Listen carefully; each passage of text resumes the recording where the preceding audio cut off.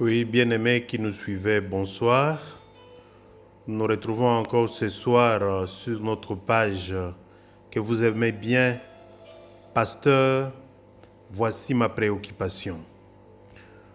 Aujourd'hui, nous avons une seule question qui est sur notre table et nous voici avec le pasteur. Pasteur, bonsoir. Bonsoir, bonsoir, et je vous salue au nom du Seigneur Jésus-Christ.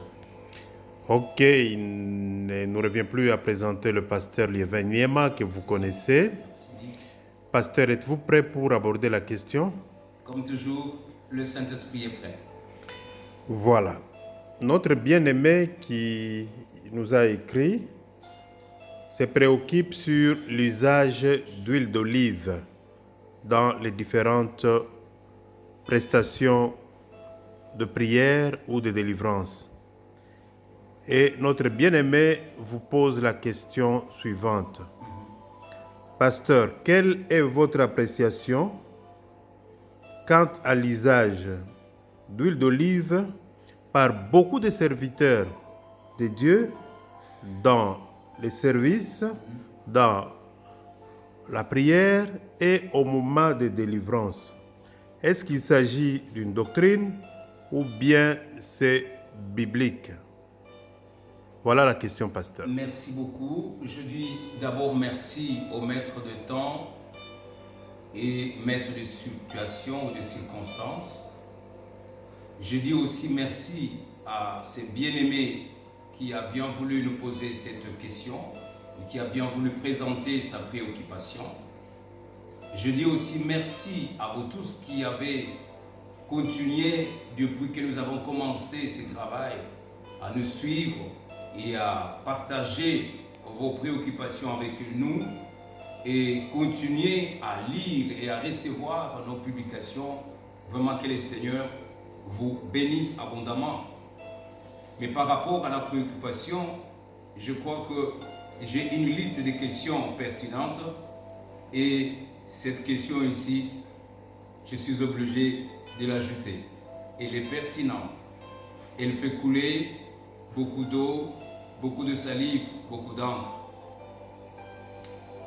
Je suis un peu tuqué par rapport à la précision que le frère a donnée en disant l'huile d'olive. L'huile d'olive. Il n'a pas parlé de l'huile tout court, mais il a dit l'huile d'olive.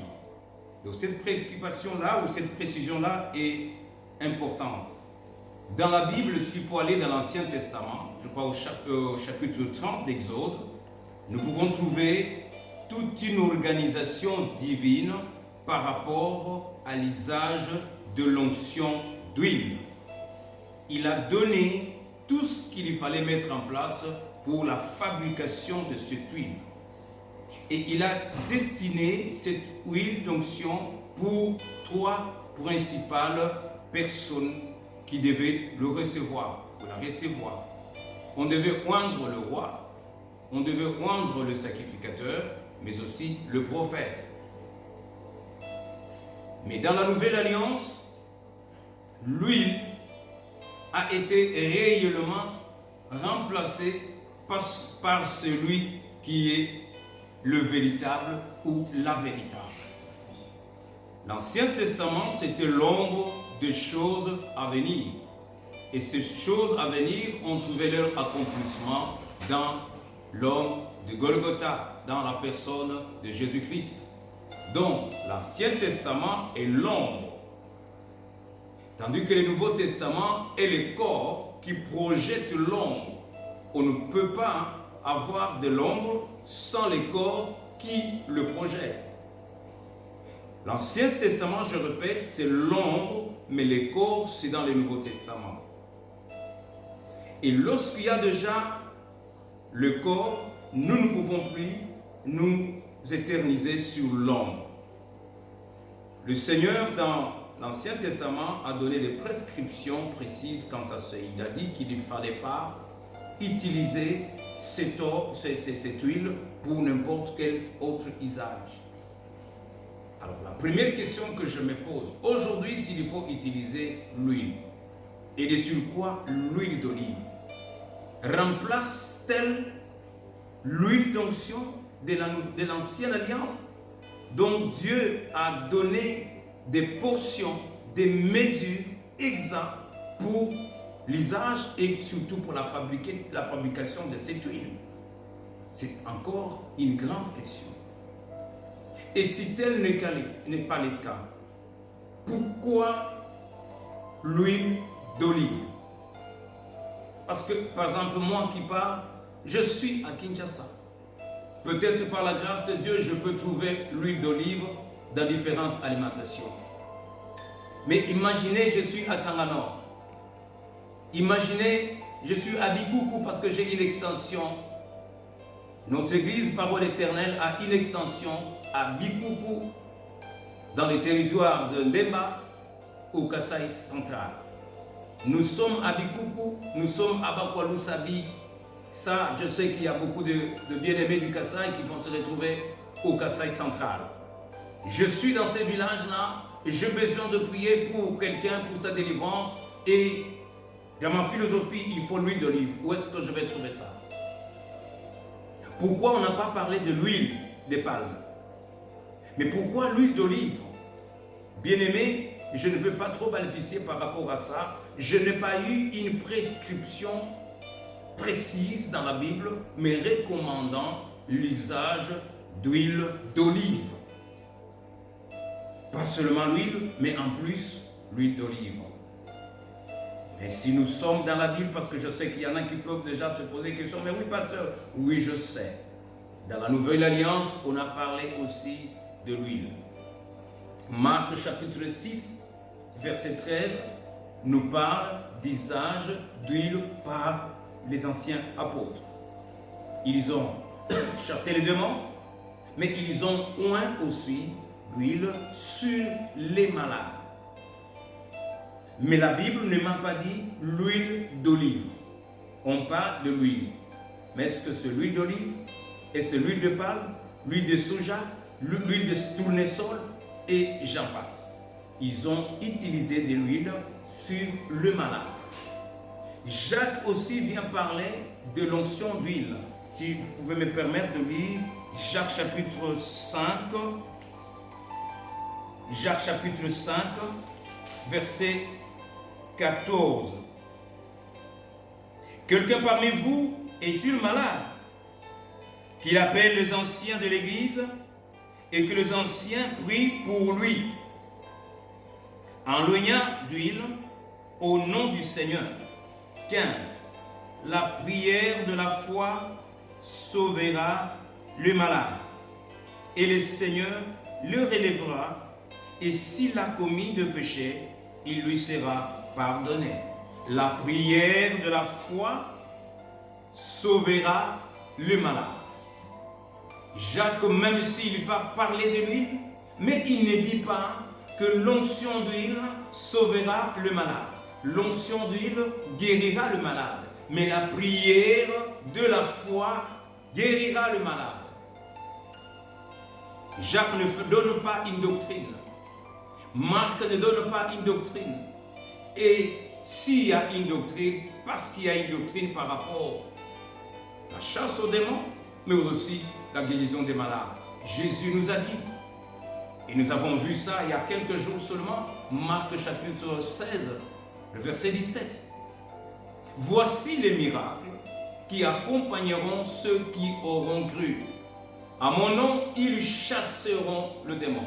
On chasse les démons au nom de Jésus.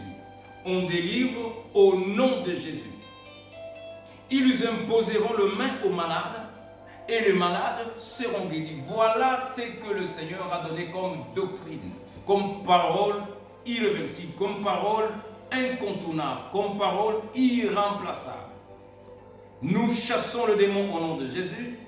Nous guérissons les malades au nom de Jésus, par imposition de main.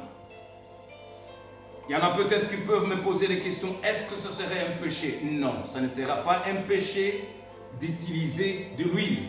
Mais je voudrais que nous puissions être équilibrés je pense que ça doit être une révélation particulière. On peut utiliser de l'huile par révélation, une inspiration, une pensée qui vient, une conviction nette, on applique. On peut utiliser de l'eau, parce que le Seigneur n'est pas limité. Jésus guérissait des malades, il pouvait cracher par terre, il met un peu debout, il met ou frotte aux yeux. Mais je n'ai pas vu beaucoup de pasteurs utiliser cela. Je n'ai pas vu beaucoup de prophètes utiliser. Mais on prend l'huile. Et il y en a même qui vendent de l'huile. On cherche des bidons, on vend l'huile d'onction. On vend pour 10 000, je ne sais pour combien de dollars. Non, ce n'est pas doctrinal et ce n'est pas de Dieu, ce n'est pas du Seigneur. Mais s'il y a quelqu'un par esprit, je peux vous donner rapidement une petite expérience. Nous sommes allés prier pour des gens dans un hôpital à Kananga, là où le Seigneur m'a planté. Nous avons prié pour autant de malades dans différents pavillons et nous sommes arrivés pratiquement au dernier cas. La dame était en train de mourir. Elle était pratiquement à l'agonie. Nous avons été touchés et la pensée est venue. Je demandais à la personne, à sa maman, est-ce que vous avez un peu d'eau? Même pas l'huile, l'eau. On a pris de l'eau dans un gobelet, nous avons rendu grâce et nous avons donné et nous avons enseigné. Ne dites à personne et ne dites jamais que l'eau guérit les malades. Mais c'est une pensée, une conviction du Saint-Esprit que nous avons hésité et nous prions. On a prié, la personne a lu et quelques jours, le témoignage est venu. Et donc aujourd'hui, nous ne pouvons pas dire, je veux utiliser chaque fois qu'il y a un problème de maladie, je prends un gobelet d'eau, je donne. Là, ça sert à la chaîne. À chaque fois qu'il y a un problème malade, tu prends l'huile, tu verses sur des personnes. Non, l'huile ne guérit pas des malades, l'huile ne chasse pas les démons. Mais nous guérissons les malades au nom de Jésus par imposition de main selon l'ordre que le Seigneur a donné. Et nous chassons le démon au nom de Jésus-Christ. Donc ce n'est pas doctrinal que d'utiliser de l'huile d'olive. Non, je n'ai pas vu ça dans la parole de Dieu. Il y en a qui vont aujourd'hui, même ceux qui ont l'occasion d'aller en Israël pour de pèlerinage, parfois ils reviennent avec des idées, en tout cas, qui n'est pas biblique. C'est des hérésies qui nous apportent. Parce qu'on a été en Israël, on a été à Capernaum, on a été à Nazareth, là où le Seigneur Jésus est passé. On vient avec l'huile d'olive d'Israël, on vient avec un bidon, un peu de vin de Cana, comme si c'était ça le vin que Jésus avait multiplié, et comme s'il avait multiplié pour qu'on puisse partager au monde entier. Ça aussi, c'est de l'hérésie pure et simple. Si vous avez eu l'occasion d'y aller, ne dites pas non parce que toi tu n'es jamais arrivé là-bas. J'irai là-bas si Dieu le veut, mais ce n'est pas pour aller chercher de l'huile d'olive, ni encore moins aller chercher du vin de Cana, mais pour aller voir là où le Seigneur est passé. Ce n'est pas un péché non plus. Que le Seigneur soit béni. Donc, bien-aimé, pour essayer de me résumer, ce n'est pas doctrinal. Mais s'il y a quelqu'un qui est poussé par l'Esprit pour le faire, il peut le faire, pourvu que le nom de Jésus soit glorifié. Amen. Amen. Merci. Voilà comment je peux dire à ces bien-aimés, mais aussi à tous ceux qui auront la possibilité de suivre cette émission. Merci, pasteur. C'est vraiment éducatif. Merci. Est-ce qu'on peut clôturer avec une prière ou si vous avez un mot à donner aux bien-aimés? Gloire au Seigneur. Merci. Avant que je puisse terminer par la prière, nous allons demander encore aux bien-aimés, si vous avez d'autres préoccupations, nous sommes là. La parole de Dieu est là. Nous ne puisons pas ce que nous vous donnons par notre intelligence, par notre expérience ou expertise, non, loin de là. Mais nous essayons d'être bibliques. Si vous avez d'autres préoccupations, la Bible va nous répondre parce que les questions qui sont posées dans la Bible trouvent leur réponse dans la Bible. La Bible s'interprète elle-même. Que Dieu soit loué. Faisons attention à certaines pratiques. Pasteur, homme de Dieu, tu as vu quelque chose parce qu'un pasteur a fait ça, il est de tel ou tel autre pays, je ne vais pas citer le pays des gens. J'ai cité Israël parce que là c'est le pays de tous les chrétiens, notre maître est juif, mais je n'ai pas voulu toucher d'autres pays. Ce n'est pas parce qu'un tel monsieur a fait l'huile, il a fait tomber des gens et toi aussi tu veux faire, tu veux copier. Attention, restons original et non de copies ou de photocopies. le Seigneur, par son esprit, il est capable de nous utiliser et de nous utiliser pour le salut, pour la guérison et la délivrance. Nous allons prier. Éternel Dieu de grâce, merci pour cette préoccupation. Je sais que ce n'est pas la même personne ou la seule personne qui a cette difficulté ou cette question. Je te demande, Seigneur, toi qui sondes le cœur et le rein, touche encore, enseigne-nous encore, car tu as dit, Seigneur, j'ai encore d'autres choses à vous dire, mais maintenant vous ne pouvez pas le comprendre. Attendez jusqu'à ce que le Saint-Esprit viendra, il vous enseignera, il vous conduira dans la vérité. Et c'est le moment, ô Seigneur. Le Saint-Esprit est dans sa dispensation et nous sommes là, nous sommes prêts pour être équipés, pour être enseignés, pour être encadrés, guidés, corrigés, instruits par le Saint-Esprit. Nous sommes à toi, Saint-Esprit. Donne-nous ce qu'il faut pour que nous puissions comprendre les Écritures, sonder les Écritures, lire les Écritures, méditer les Écritures et vivre les Écritures pour la gloire de Jésus, le Sauveur de toute l'humanité. Au nom de Jésus, nous avons prié. Amen. Je suis votre frère, le pasteur d'événement, comme vous le savez déjà pour quelques-uns. Nous partageons la parole de Dieu. Depuis le début du confinement, le Seigneur nous a mis à cœur de partager la parole de Dieu depuis le mois de mars jusqu'à aujourd'hui, que les portes de nos temples seront ouvertes d'ici les dimanches prochains.